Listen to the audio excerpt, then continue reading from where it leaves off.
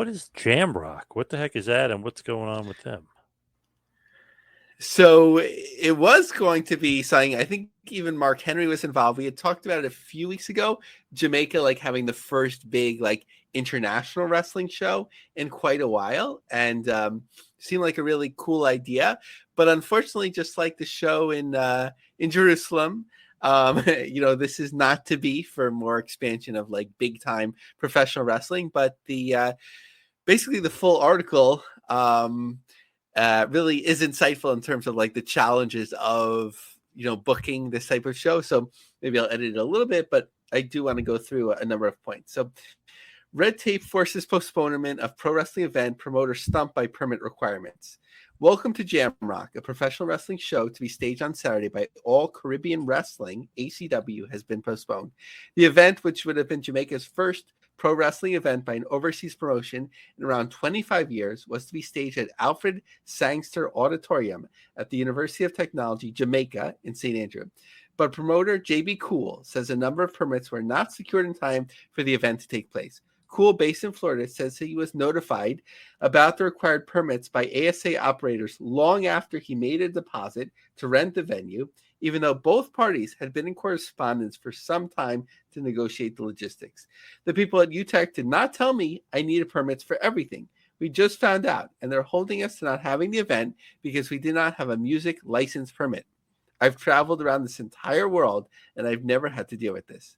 This music permit relates to the use of music at public events, ensuring that copyright audio is not used without the permission of its authors. Cool says that they would not have infringed on the artist's intellectual property, as the music used at these events are entrance themes for wrestlers while they make their way to the ring for matches. In ACW's case, themes are owned by the wrestlers themselves. The music we use is no one else's, it's the individual's personal music. Because they don't know, they're saying, oh, you may be using someone else's music. No, the music that we have, you would actually have to pay us if we catch you using it. It was a back and forth about it.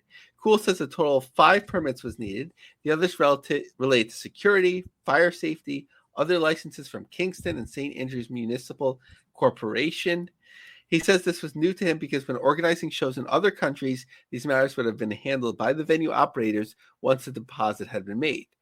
The problem is when we first reserved the place to do the event, they didn't tell us of any of this. I've done shows in Trinidad, Bahamas, Haiti, DR, Puerto Rico, Israel, India, and it's the only place where this happens. The venue is supposed to let us know we need all this, but they did not. They took the money to reserve. Now we gotta do all this stuff, and I'm like, that's not fair because you took the money to reserve the venue.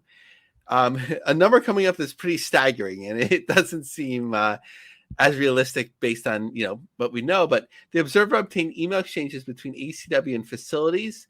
Carol Russell responded on Monday to ACW's request for use of the venue, explaining the relevant requirements.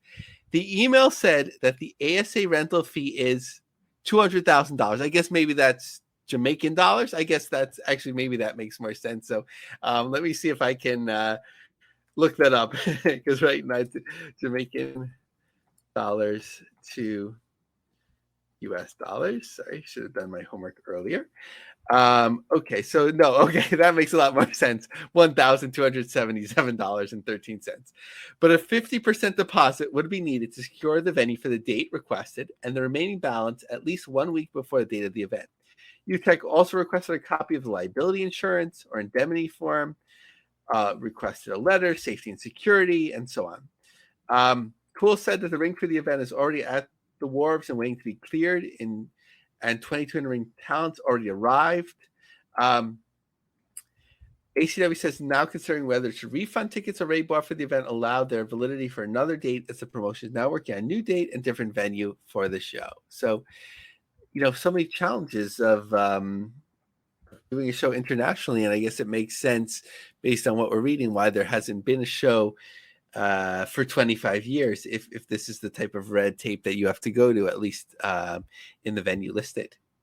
It just seems like it sounds great. They could do this, they could do that, but the people on the other end, not the promoters here, I feel like the people on the other end in the foreign country kind of don't have their act together. Maybe they used to, but they don't anymore. Like you said, they haven't ran shows there in quite a while. Yeah, it seems like you really have to, like this guy, JB Cool, who I now love to have on the podcast now that I'm learning more about him. he's run all these shows internationally, but you sort of have to have an understanding of each market. Like they each have their own requirements. Like not too many international companies are running Russia now, I'm sure, but like they have their own system, and Israel has their own system, and so on. And if you just don't know, you don't know, and it's a hard learning curve.